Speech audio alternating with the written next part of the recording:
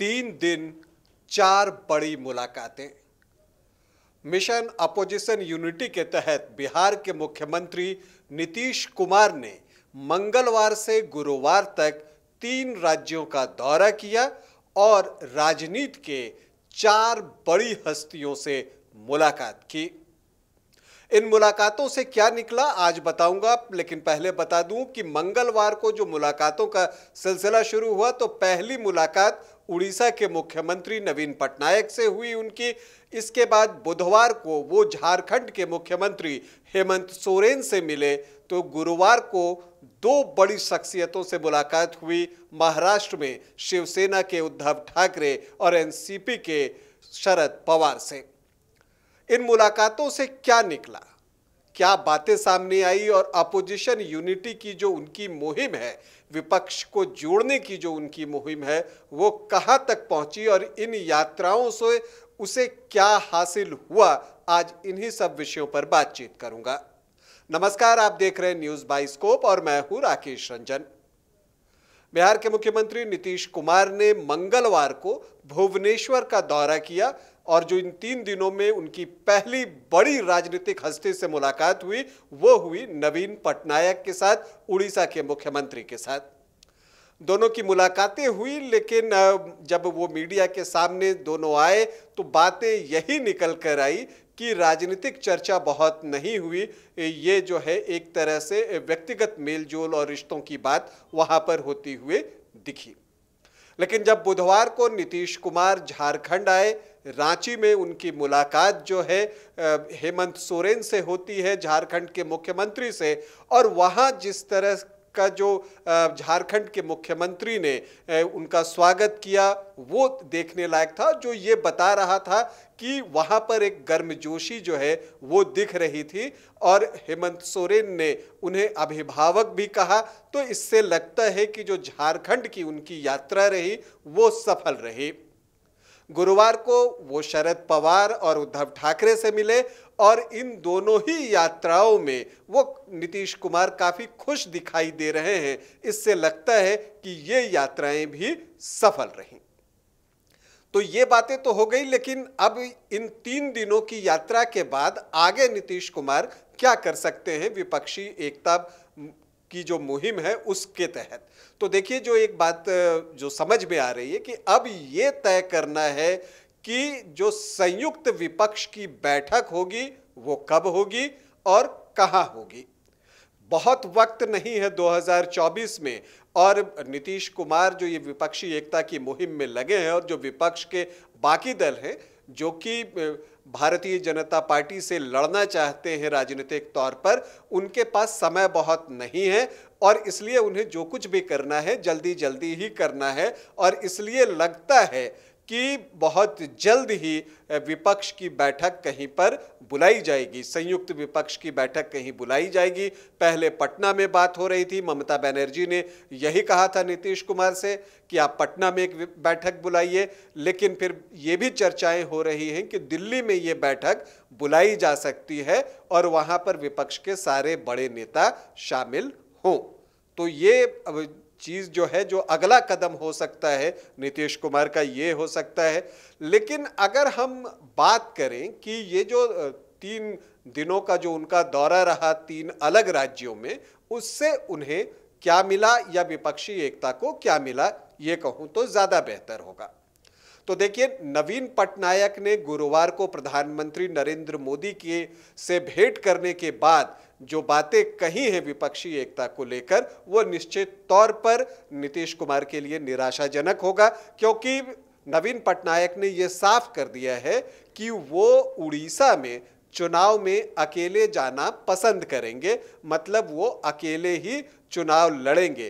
तो ऐसी परिस्थिति में ये ऑलमोस्ट तय है कि उड़ीसा में ट्रायंगुलर फाइट होने जा रही है और वहां पर बीजेडी मतलब नवीन पटनायक, कांग्रेस और बीजेपी के बीच ये ट्रायंगुलर फाइट होगी।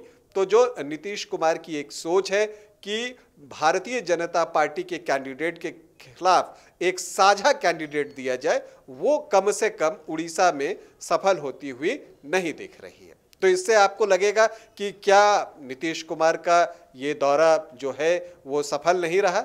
ठीक है, उड़ीसा में उन्हें बहुत सफलता नहीं मिली, लेकिन अगर हम झारखंड आते हैं तो यहाँ पर जिस गर्मजोशी के साथ झारखंड के मुख्यमंत्री हेमंत सोरेन ने उनका स्वागत किया और उन्हें अभिभावक बताया, उससे लगता है कि झारखंड में उन्हें जो है सफलता मिली है और विपक्षी एकता को जो मजबूत करने की उनकी मुहिम है वो सफल रही है।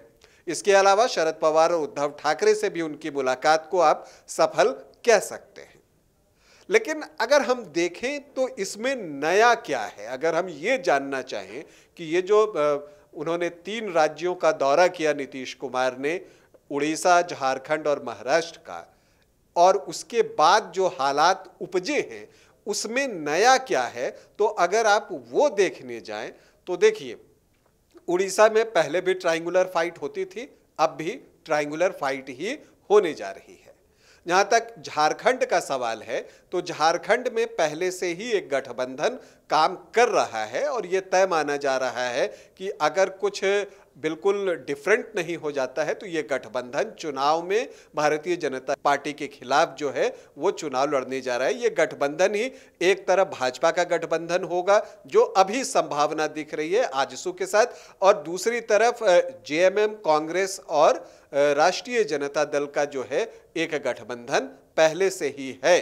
तो ये बात होती है। अब इस गठबंधन में अगर जेडीयू जुड़ जाता है तो इसका क्या कितना फायदा विपक्षी गठबंधन को मिलता है ये देखना दिलचस्प होगा, क्योंकि जहां तक जनाधार की बात है, जेडीयू का कितना जनाधार झारखंड में बचा है ये भी सोचने की बात है। और दूसरी बात ये है कि अगर इस गठबंधन में जेडीयू ने अगर 1 सीट भी मांग ली तो ये थोड़ी सी मुश्किल परिस्थिति गठबंधन के लिए आ सकती है, क्योंकि आप जानते हैं झारखंड में 14 लोकसभा की ही सीटें हैं और यहाँ पर ऑलरेडी 3 दलों का गठबंधन है, तो उसमें से हिस्सा शेयर करना शायद गठबंधन के लिए मुश्किल ही हो। तो ऐसी परिस्थिति में नीतीश कुमार को दरियादिली दिखानी होगी और हो सकता है कि वो सिर्फ समर्थन करें और अपने कैंडिडेट झारखंड में न उतारें। और अगर वो झारखंड में अपने कैंडिडेट नहीं उतारते तो जो जेडीयू के कार्यकर्ता हैं फिर वो क्या करते हैं ये देखना भी दिलचस्प होगा। अगर हम महाराष्ट्र की बात करें तो वहाँ क्या परिस्थिति है, वहाँ पहले से एमवीए महाविकास आघाड़ी का जो गठबंधन है वो काम कर रहा है, जिसमें कि शिवसेना, एनसीपी और कांग्रेस शामिल है। तो वहाँ पर भी विपक्ष का जो एक गठबंधन है वो ऑलरेडी एग्जिस्ट कर रहा है, वहाँ पर कोई जोड़ने की ज़रूरत थी नहीं। अगर आप शिवसेना के उद्धव ठाकरे से मिलते हैं, एनसीपी के शरद पवार से मिलते हैं, तो वो उन दोनों की पार्टी का गठबंधन तो पहले से बना हुआ है, एग्जिस्ट कर रहा है। तो नई कोई बात महाराष्ट्र में भी होती हुई नहीं दिख रही है। नया ये हो सकता है कि अगर एमवीए अपने गठबंधन में समाजवादी पार्टी को भी वहां शामिल कर ले, जिसका कि वहां पर थोड़ा बहुत प्रभाव है, तो क्या ऐसा हो सकता है? अब देखना है आगे क्या कुछ होता है। राजनीति जो है संभावनाओं का खेल है, कभी भी कुछ भी हो सकता है। लेकिन आप कह सकते हैं कि एक चीज में तो नीतीश कुमार सफल रहे हैं और वो ये है कि जनता के बीच परसेप्शन बनाने में वो सफल रहे हैं। परसेप्शन क्या? परसेप्शन ये कि जनता को जो वो ये संदेश देना चाहते थे कि बीजेपी के खिलाफ विपक्ष जो है वो बिल्कुल एकजुट है, कम से कम ये संदेश तो इन दौरों के बाद जा ही रहा है। क्योंकि आपने देखा कि जिस तरह से उनका स्वागत झारखंड में हुआ या महाराष्ट्र में जिस गर्मजोशी के साथ उद्धव ठाकरे और शरद पवार मिले, वो एक बड़ी बात है।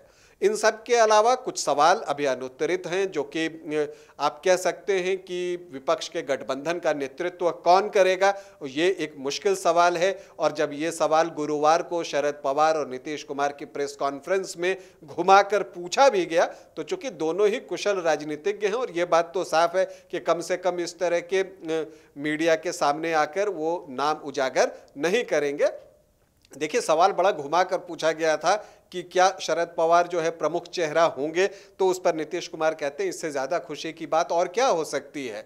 लेकिन जब फिर उन्हीं उसी सवाल को फिर से घुमाकर पूछा जाता है कि क्या वो गठबंधन का प्रमुख चेहरा होंगे और उनको नेतृत्व दिया जाएगा, तब वहां पर नीतीश कुमार ने जो बातें कही वो गौर करने की है। उन्होंने कहा कि देखिए, इसका फैसला अभी तो नहीं हो सकता, जब सब मिलेंगे तब होगा। और यहाँ पर शरद पवार जो कि कुशल राजनीतिज्ञ हैं और राजनीति की हर बारीकी को बहुत ही बखूबी समझते हैं, तो उन्होंने भी कहा कि अभी तो खाली मिलकर काम करना है, चेहरा वगैरह का बाद में देखेंगे। तो इस बात को टाला गया। और देखिए, जो विपक्ष की रणनीति है मुझे साफ दिख रही है कि वो नरेंद्र मोदी के खिलाफ शायद कोई चेहरा देना पसंद नहीं करेंगे, क्योंकि फिर व्यक्ति और व्यक्ति के बीच में जो है वो फाइट हो जाएगी। और उस फाइट में चूंकि नरेंद्र मोदी का पलड़ा भारी पड़ सकता है, ये एक आप कह सकते हैं कि कैलकुलेशन विपक्ष का हो सकता है। और इसके अलावा कि अगर कोई एक चेहरा आता है तो कुछ और विपक्षी दल जो है बिदक भी सकते हैं, वो दूर जा सकते हैं इस गठबंधन से। तो इन सारी चीज़ों को देखते हुए मुझे लगता है कि जो नेतृत्व वाला मामला है उसका जवाब जो है बहुत जल्द नहीं मिलने जा रहा है। तो नीतीश कुमार ने जो मंगलवार से गुरुवार तक 3 राज्यों का दौरा किया, 4 बड़ी हस्तियों से मिले और जो विपक्ष को एकजुट करने की उनकी मुहिम पिछले कुछ महीनों से चल रही है, उसमें अब तक क्या कुछ हुआ है ये बताने की मैंने कोशिश की। अभी के लिए इतना ही, इजाज़त दें, नमस्कार।